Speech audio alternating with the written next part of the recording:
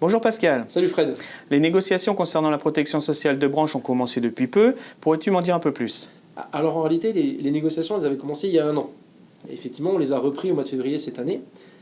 Il y a un an, le patronat nous avait mis sur la table un mauvais projet d'accord, qu'on lui a demandé de remballer, tout simplement parce qu'ils avaient fait le choix d'exclure les personnels à statut du champ de l'accord prévoyance, ce qui est complètement inique, puisque on sait que s'il y a une population qui est la moins bien couverte aujourd'hui, en termes de protection sociale, ce sont les statutaires. D'accord, mais alors concrètement, qu'est-ce qu'il y a dans cet accord?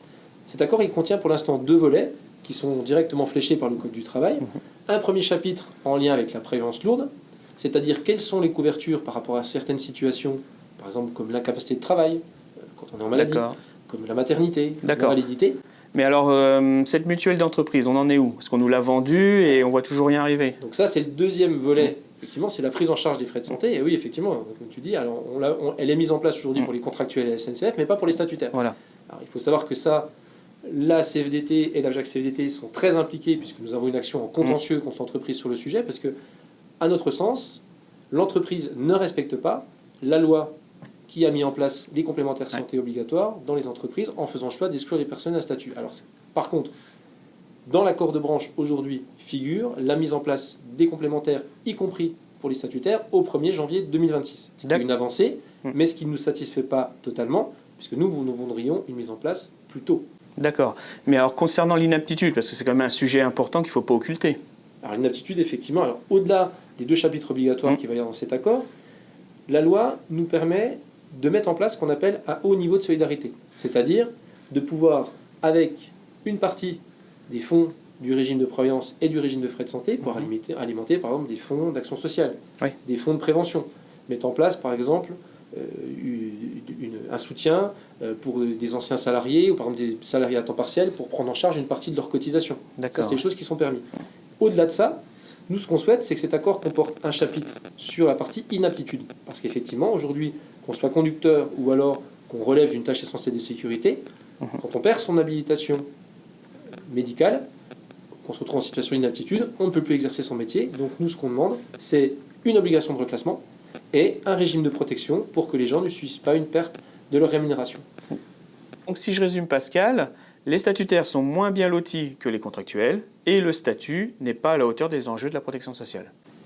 Pour te répondre, aujourd'hui les gens dans l'entreprise qui sont bilingues, qui connaissent à la fois les dispositions du statut et les dispositions du droit commun, savent que s'il y a un chapitre qui est extrêmement en retard et le plus faible, c'est le chapitre 12 lié à la protection sociale. D'accord, mais alors concrètement, est-ce que tu pourrais m'expliquer quelle est la différence dans la prise en charge des frais de santé entre un contractuel et un statutaire? Alors, ce qu'il faut comprendre, c'est que depuis le 1er janvier 2014, les contractuels bénéficient d'une complémentaire santé obligatoire prise en charge par l'employeur. Avant cette date, les statutaires étaient clairement plus avantagés parce que le régime spécial assure des niveaux de remboursement qui sont supérieurs au régime général. Mais la mise en place de la complémentaire santé pour les contractuels a généré une inversion complète de tendance. Et c'est assez facile à comprendre. Les régimes de base, qu'ils soient sur le régime spécial ou le régime général, sont pris en charge par l'employeur. Mais ce qui fait la différence, c'est que sur la complémentaire santé, les contractuels ont une prise en charge de 60% des cotisations par l'entreprise, et donc 40% à leur charge, alors que les statutaires financent intégralement leur complémentaire santé, ce qui fait qu'aujourd'hui, nous avons environ seulement 80% des statutaires qui sont couverts par une complémentaire santé. Les 20% restants, soit on fait le choix de ne pas en souscrire, ou soit on dû y renoncer, car le coût était trop important pour eux. Mais alors, aurais-tu des exemples de tarifs à me présenter? Là où, sur une cotisation individuelle, un contractuel va être dans une cotisation qui va varier de 16 à 25 euros, le statutaire, lui, paiera entre 43 et 90 euros. D'accord. Pour une cotisation famille, là où le contractuel paiera entre 40 et 60 euros en fonction de la composition de sa famille et son salaire, le statutaire, lui, paiera entre 150 et 310 euros. D'accord, donc si je comprends bien, un statutaire, quand il aura sa mise en place de sa mutuelle obligatoire, aura un gain de pouvoir d'achat pour celui qui a déjà sa mutuelle. Par contre, offrira aux 20% restants une protection sociale qu'il n'a pas. Alors, non seulement, effectivement, il y aura un gain de pouvoir d'achat, parce que ça paraît quand même assez évident d'un point de vue mathématique de comprendre que, vu les écarts entre les chiffres, et avec une prise en charge de 60, à minima aujourd'hui de 60% de l'employeur, mais on essaiera potentiellement d'aller chercher mieux dans la négociation. bien évidemment, il va y avoir un coût qui va être moins cher, mais aussi en termes de garantie, il sera mieux couvert. Parce que ce qu'on s'aperçoit aujourd'hui, c'est que si on regarde les garanties des mutuelles par rapport aux cotisations que je viens de donner, les couvertures pour les contractuels sont meilleures que celles que proposent en gros les groupes mutualistes, cheminots ou alors assurantiels sur la place. Concernant la prise en charge de la maladie, je suppose qu'il y a de réelles différences entre les contractuels et les statutaires. Ben là encore, si on se livre à un comparatif, les statutaires sont clairement en dessous. Pourquoi ? Parce que le mécanisme n'est pas le même.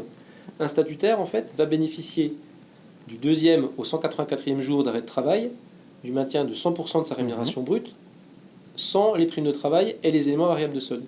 Et du 185e au 365e jour, de 50%. Alors que le contractuel, lui, va bénéficier des annuités journalières de la sécurité sociale, auxquelles vont s'ajouter un complément qui correspond à 80% de sa rémunération brute, prime de travail comprise. Et là, il y a une différence qui est importante. Pour l'illustrer d'un exemple, prenons l'exemple d'un agent qui gagne 2500 euros brut, avec en gros 15% de VS. Et ben, s'il est statutaire, sur la première partie de son arrêt de travail, donc du 2e au 184e jour, il bénéficiera d'environ 1500 euros. Et à partir du 185e jour, environ 800 euros seulement.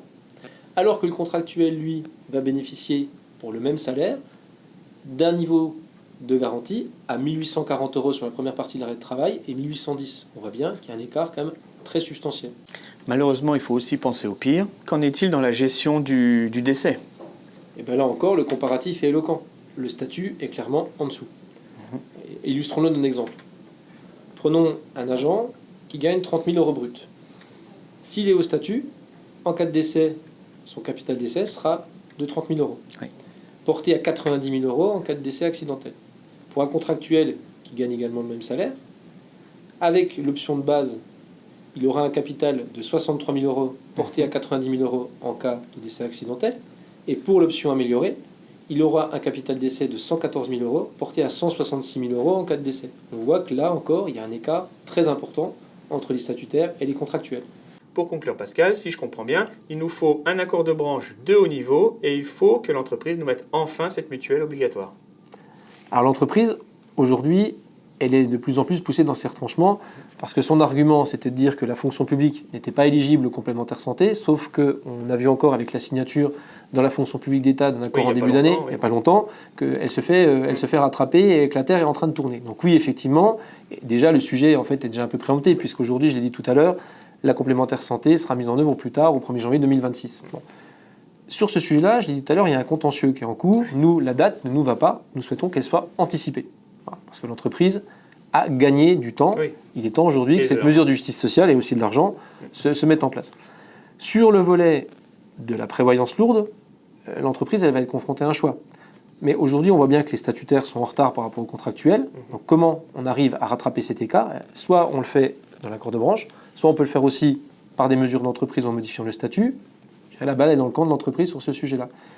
Par contre, nous, de manière globale, ce qu'on voit, c'est que sur la partie complémentaire, l'arrivée des statutaires doit permettre d'améliorer le niveau de garantie, de baisser le niveau des cotisations, c'est-à-dire que ça soit profitable à tout le monde. Et nous, ce qu'on souhaite au niveau de la JAC-CFDT, c'est tirer tout le monde vers le haut, voilà, tout simplement. D'accord. Merci Pascal pour ces informations. Merci Frédéric. Merci.